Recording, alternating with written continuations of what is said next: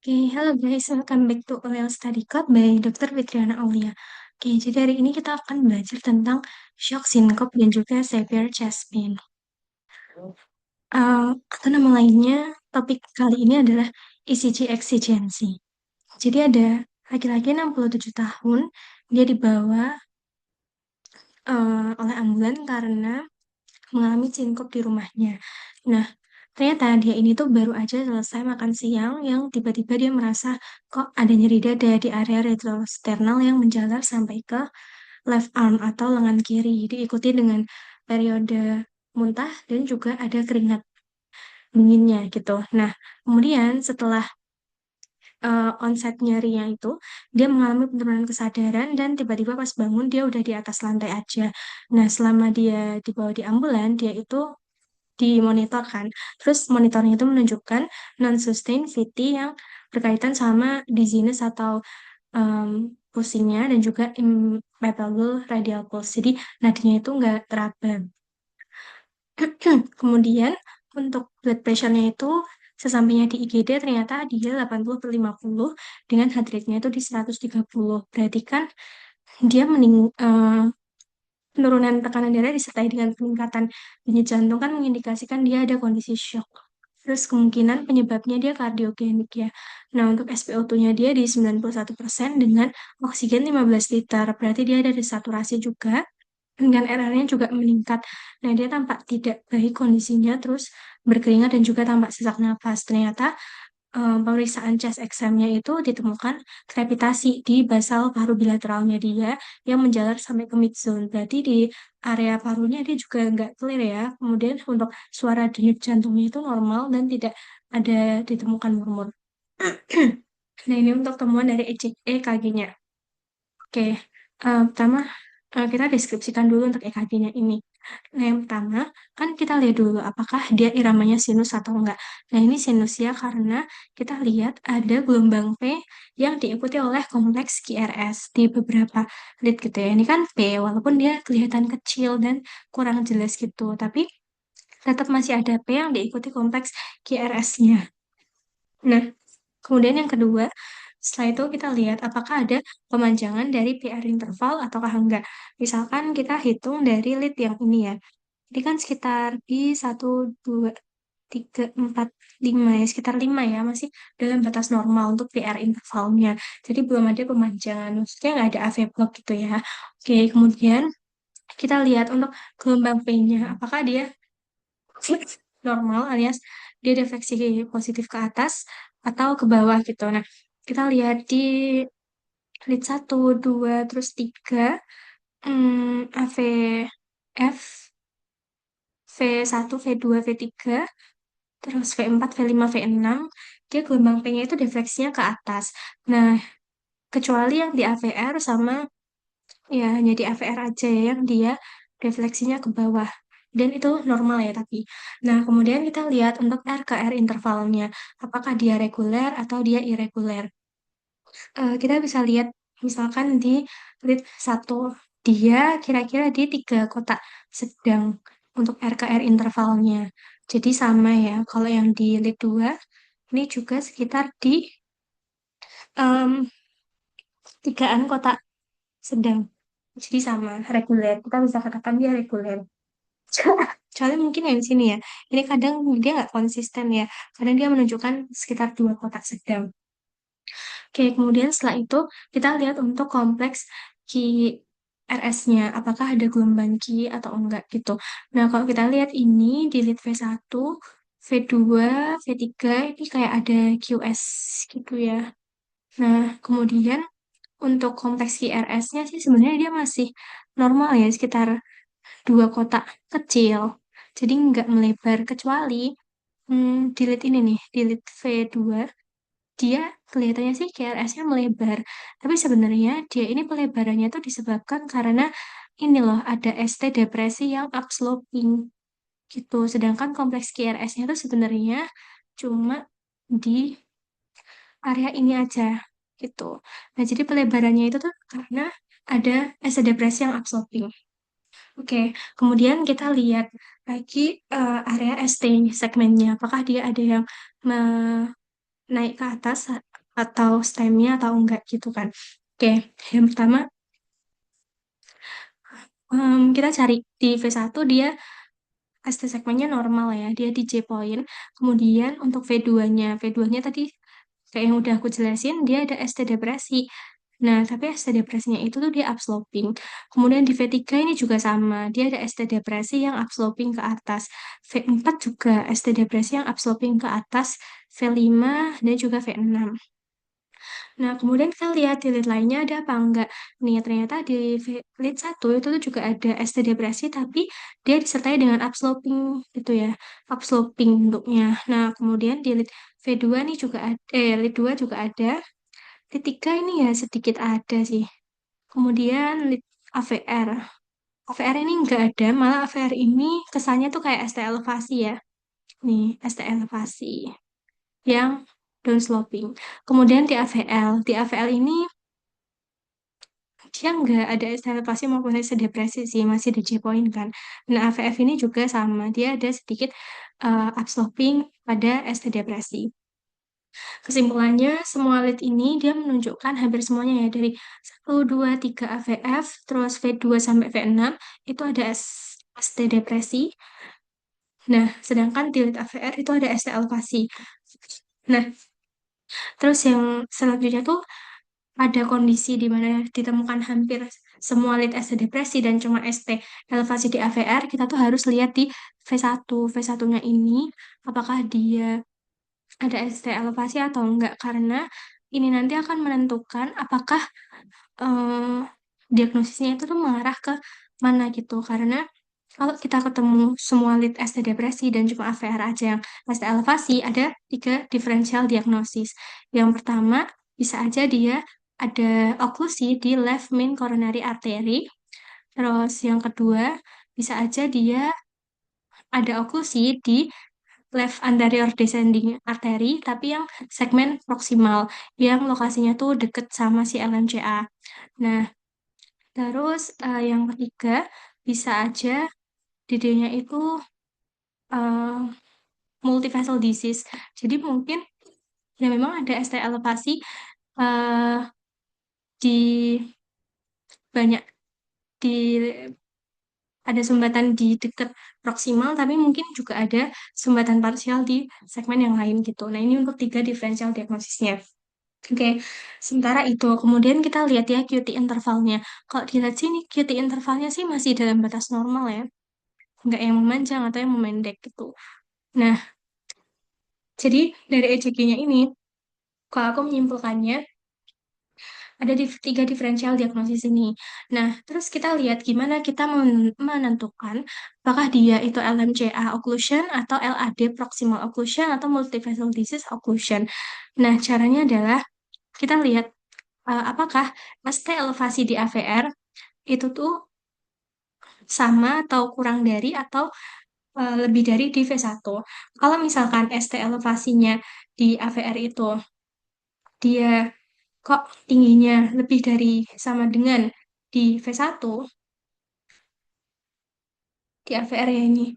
Nah, aduh jelek banget ya tulisanku kalau pakai laptop. Nah, ini berarti kemungkinan dia diagnosisnya itu mengarah ke LMCA.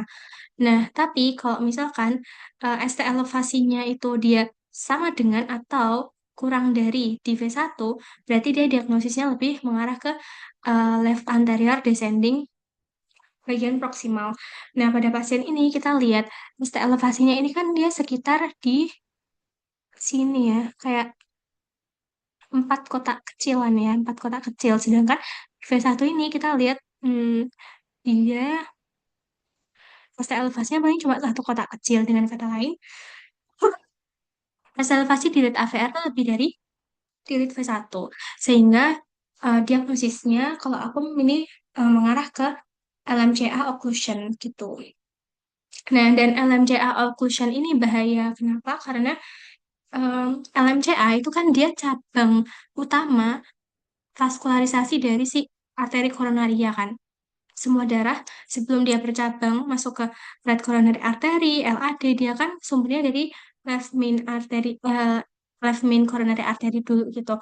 Nah, kalau ada sumbatan di situ ya udah darah nggak akan bisa ngalir ke cabang-cabangnya pembuluh darah jantung. Akibatnya apa ya? Akibatnya pasiennya bisa mengalami sinkop, bahkan hingga ancaman terhadap kematian gitu. Makanya pada pasien seperti ini harus segera dilakukan tindakan untuk revaskularisasi, yaitu dengan CABG gitu. Nah, kita lihat ya untuk pembahasannya. Ini sinus tachycardia with the premature supraventricular complex. Oh, ternyata ada ada premature supraventricular complex. These are probably atrial in origin, preceded by abnormal P waves hidden within the preceding P waves. Oke, ternyata dia ada disertai dengan premature supraventricular complex juga. Nah, terus ventricular rate-nya. Oh ya, tadi kita belum ngitung ventricular rate-nya ya. Kalau ngitung ventricular rate-nya kan berarti jarak dari R ke R ini berapa? Misalkan tiga kotak kecil kan. Ya, tiga kotak sedang. Berarti 300 bagi 3, dia sekitar 100 beat per menit ya. Untuk si kecepatannya gitu. Nah, kemudian aksisnya ya kita belum menilai aksis. Nah, aksis dilihat dari apa sih? Aksis kan dilihat dari lead 1 sama lead AVL. AVL. AVF ya? Satu AVL, ya sih. Satu AVF, sorry. Nah, lead 1 ini kan dia em, refleksi ke atasnya tuh ya lebih kurang sama ya kayak yang refleksi ke bawah. Tapi kita anggap aja dia lebih cenderung ke atas, jadi dia positif. Kemudian untuk yang di AVF, dia defleksi ke bawahnya lebih tinggi daripada yang ke atas. Jadi cenderung dia ke arah negatif. Kalau misalkan aksis jantung itu gini, di sini tuh lead 1 positif, AVF kan di sini ya. Sedangkan AVF-nya itu dia negatif, berarti kan dia panahnya akan mengarah ke sana. Nah, maka dia menjadi LAD, Left Axis Deviation, pada pasien ini, gitu. Terus, Broad QRS. Nah, QRS-nya tadi yang tampak melebar, itu dia disebabkan karena non-specific intraventricular conduction delay. Dan sebenarnya dia itu kelihatan lebar karena tadi yang aku jelasin, karena sebenarnya ada ST segmen depresi yang dia itu upsloping gitu. Nah, kemudian disertai dengan widespread ST depression kan, nanti di 1-2 AVF, V2 sampai V6, dan ada T-wave inversion di AVL, sama ada ST elevasi nih di AVR, lebih dari 3 mm, atau tadi kalau aku sih di 3-4 kotak kecil ya, satu kotak kecil kan dia 1 mm. Nah, terus kita lihat juga minimal ST elevation di V1. Kalau aku sih tadi melihatnya di ST elevasinya kan cuma satu kotak kecil di V1. Dengan kata lain, STE di AVR ini lebih dari V1. Nah, ini maka signifikansi klinisnya apa? Kalau misalkan kita nemu widespread ST depression, ada banyak ST depression di banyak lead tadi, diikuti dengan ST elevasi di AVR sama di lead V1, tapi kok di AVR-nya ini lebih dari V1, berarti dia sugestif terhadap LMCA occlusion gitu. Atau bisa juga sih ada severe multivessel disease. Nah, terus contoh lainnya apa? Misalkan ini ya. Ini contoh lainnya. Kita lihat ya, langsung aja ke poin penjelasannya tadi. Kita lihat ada ST depresi di lead V4, V5, V6, V3, V2. Nah, terus pada lead 1, 2, sama 3 ini juga ada ya. VF mungkin juga bisa. Terus, ini hampir di semua lead dia mengalami ST depresi, sedangkan untuk di AVR, dia ST elevasi. Nah, kalau di V1 ini, dia minimal ya ST elevasinya. Malah menurutku ini sama sekali nggak ada ST elevasinya. Gitu kan. Nah, kalau kayak gini, gimana? Kalau misalkan kita nemu hampir di semua lead ST depresi, sedangkan di lead AVR ST elevasi, tapi V1-nya dia tampak normal, berarti dia lebih mengarahnya tuh ke yang proximal LAD tadi. Oke, coba kita lihat untuk penjelasannya. Nih, however, ST elevation in AVR itu tuh nggak spesifik ke LMCA occlusion. Dia juga bisa terjadi pada proximal LAD occlusion atau severe multivessel disease gitu. Nah, gimana sih basis elektrofisiologinya? Jadi AVR itu tuh dia tuh opposite-nya dari left-sided lead. Left-sided lead itu yang tadi, yang ada satu, dua AVL sampai V4, V6. Makanya kalau misalkan ada ST depresi pada lead satu 2 AVL, V4, V6, maka nanti ST elevasinya pasti ada di AVR. Dan sebaliknya, kalau AVR-nya dia ada ST depresi, pasti nanti lead satu 2 AVL, V4, V6-nya itu kemungkinan akan ST elevasi karena mereka saling berlawanan atau resiprokal. Nah, kemudian si lead AVR ini eh, dia itu juga merekod aktivitas elektrik dari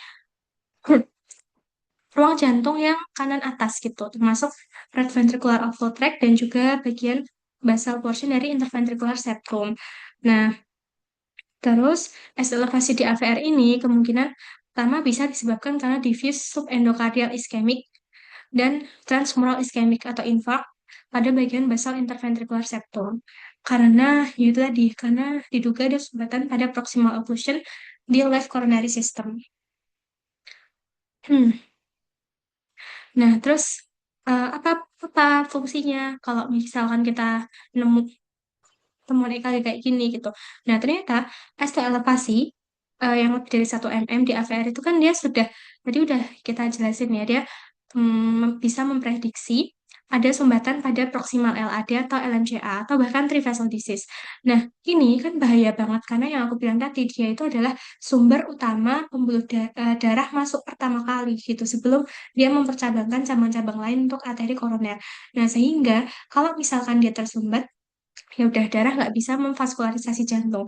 Makanya kebanyakan pasti kalau AVR-nya itu STE-nya lebih dari 1 mm itu pasti dia butuh CABG gitu. Coronary artery bypass grafting gitu. Karena ya gimana nanti jantungnya nggak terselamatkan dong, nggak teraliri oleh darah kalau misalkan nggak segera diselamatkan dengan membentuk apa ya kayak ngambil pembuluh darah baru untuk memvaskularisasi dia gitu. Nah, terus gimana caranya membedakan LMCA dari proximal LAD occlusion? Itu kalau misalkan kita nemu kok ST elevasi di AVR ini tingginya itu lebih dari sama dengan di lead V1. Nah, itu diagnosisnya pasti akan lebih mengarah ke LMCA gitu. Sedangkan kalau misalkan ST elevasi di AVR sama V1 kok ya sama aja atau cenderung V1-nya malah yang lebih tinggi, nah itu baru nanti diagnosisnya ke arah LAD proximal occlusion. Nah, terus kalau misalkan kita nggak nemu ST elevasi di AVR, berarti less likely dia adalah LMCA gitu. Jadi, pasti dia bukan LMCA. Nah, terus kalau misalkan kita nemu pada pasien yang sedang dilakukan exercise stress testing kok ada ST elevasi di AVR, berarti dia bisa juga memprediksi LMCA atau LAD stenosis, jadi kayak penyempitan gitu. Nah, fase elevasi ini tergantung dari seberapa tinggi dia. Kalau misalkan dia semakin tinggi, maka prediktor kematiannya juga akan meningkat lebih besar gitu. Nah, terus ini untuk beberapa literatur pendukungnya ya. Jadi ada beberapa penelitian, misalkan pada Gurgels et al. Ini, dia meneliti pasien yang ternyata pada pasien yang mengalami LMCA, occlusion atau trivessel disease itu, dia mengalami ST segment depression di multiple lead tadi. Biasanya di lead 1, 2, V4, V6. Pokoknya lead yang tadi resiprokal sama yang AVR. Dan ditemukan ST segment elevation di AVR, kayak yang udah dijelasin sebelumnya. Nah, terus penelitian oleh Engeland et al. Ini dia menemukan bahwa stel elevasi di AVR itu dia sensitif dan juga spesifik untuk LAD occlusion proximal pada first septal branch. Yamaji et al. Dia menemukan bahwa kalau misalkan ada ST elevasi di AVR, dia most likely adalah LMCA occlusion gitu daripada LAD atau RCA. Nah, kemudian derajat ketinggian dari ST elevasi ini juga lebih tinggi pada grup LMCA dibandingkan grup yang LAD occlusion.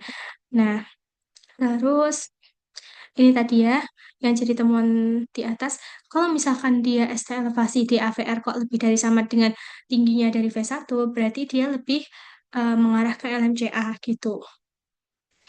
Nah, terus untuk studi oleh Barabes et al. Nah, Barabes ini Dia juga bilang bahwa derajat tingginya ST elevasi di AVR itu juga akan menentukan tingkat mortalitasnya gitu. Nah, kalau misalkan ada ST elevasi di AVR, dia biasanya akan memerlukan CABG gitu. Nah, terus pada Rostov et al, dia bilang kalau ST elevasi di AVR itu lebih sering pada LMCA occlusion. Nah, terus Kosugi et al ini dia juga bilang bahwa fase elevasi di AVR yang lebih dari sama dengan 0,5 mm itu adalah prediktor kuat untuk LMCA atau three vessel disease. Nah, terus Aikul ini dia bilang, hmm, ini pasien dengan ST elevasi di AVR, dia pasti akan memiliki higher heart rate, lower systolic blood pressure, dan lower ejection fraction. Dengan kata lain, pasien yang tadi mengalami sumbatan dari LMCA, dia itu pasti hampir mengalami kebanyakan ya, hampir pasti mengalami shock kardiogenik yang ditandai dengan apa? Yaitu tadi systolic blood pressure-nya turun, tapi heart rate-nya meningkat sebagai mekanisme kompensasi. Nah, disertai dengan lower ejection fraction dan juga worse sleep pada saat dia admisi di IGJ gitu. Sehingga pada pasien ini ternyata dia juga bisa disertai dengan heart failure gitu kan. Nah, sama kayak pada pasien kita tadi ya, kan dia ditemukan krepitasi pada basal parunya juga dan ditemukan juga ada shock kardiogeniknya gitu. Nah, kemudian Wong et al ini dia bilang kalau ST elevasi yang lebih tinggi ini juga akan meningkatkan resiko mortalitas dalam 30 hari gitu. Nah, terus Kosuke dia juga bilang bahwa kebanyakan pasien itu pasti memerlukan CABG. Oke. Nah, ini untuk yang proximal LAD occlusion. Nah, kalau yang proximal tadi intinya adalah yang kita lihat nih di V1 ini ya sama di AVR.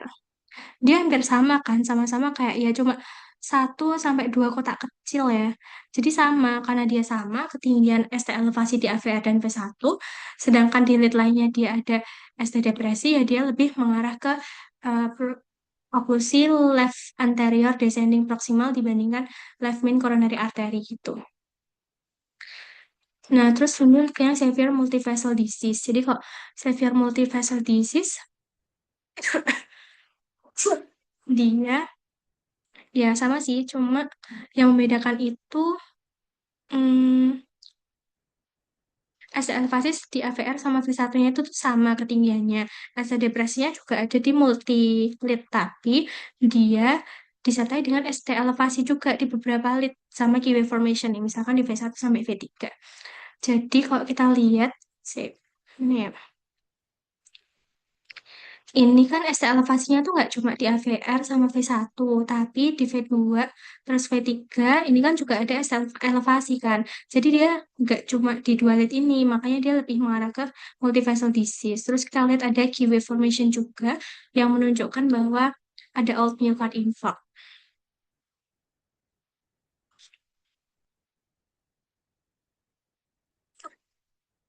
Oke, terus implikasinya apa? Implikasinya kalau misalkan kita mau nge ABG pasien, kita harus menentukan apakah kita perlu kasih clopidogrel atau enggak. Karena kan kalau kita kasih clopidogrel, maka eh, resiko dia untuk mengalami pendarahan tuh juga akan lebih tinggi gitu kan. Nah, sedangkan kalau kita kasih prasugrel itu nanti resiko untuk bleedingnya juga akan lebih tinggi. Makanya kalau memang kita emang harus melakukan CABG, atau nggak melakukan CABG, clopidogrel itu tuh lebih dipilih daripada prasugrel gitu. Oke, gitu sih untuk materinya. Semoga bermanfaat.